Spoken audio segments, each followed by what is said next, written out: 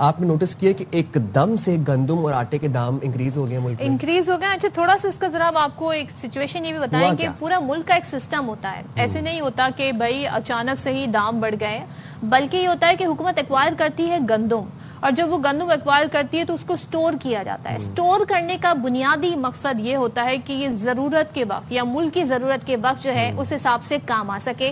اب سچویشن کیا ہے, ظاہر صوبے آپس میں کوارڈینیٹ بھی کرتے ہیں, لیکن اس وقت جہاں جہاں سیلاب ہے صوبے کو پھر ظاہر اپنے عوام کو کیٹر کرنا ہوتا ہے. اس وقت پنجاب میں جو صورتحال ہے, کھانے پینے فصلیں تباہ ہو گئی ہیں, گندم کے گودام جو ہیں وہاں پر بھی پانی چلا گیا ہے, تو اب وہ دیکھ رہے ہیں کہ ہماری ضرورت کیا ہے, بجائے اس کے وہ کسی اور صوبے کو گندم جو ہے ان کو دیں. لیکن سندھ میں ہم دیکھ رہے تھے کہ گندم اور آٹے کے دام میں آپ نے جیسے کہ ذکر بھی کیا اضافہ ہوا ہے. اچانک یہ آسمان سے باتیں کر رہی ہیں. اچھا پہلے ہی کہا گیا جی کہ ہماری ضرورت کے حساب سے ہے, گندم موجود ہے تو ہمیں ضرورت نہیں ہے کہ ہم اسے درآمد کریں.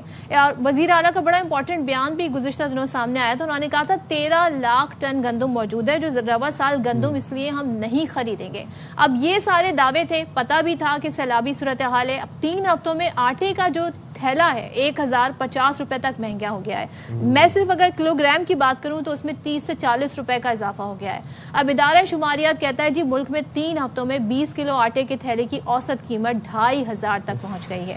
مسئلہ مجھے یہ سمجھ نہیں آ رہا کہ آخر کتنی ہماری ضرورت ہے اور کتنی سٹور کی گئی, کیونکہ ہم اکثر و بیشتر دیکھتے ہیں کہ وہ یوز ہی نہیں ہوتا. وہ گندم آٹا بنے وہ یوز نوبت ہی نہیں آتی, کہیں پر اسے چوہے کھا لیتے ہیں, کہیں وہ گودام میں سڑ جاتی ہے.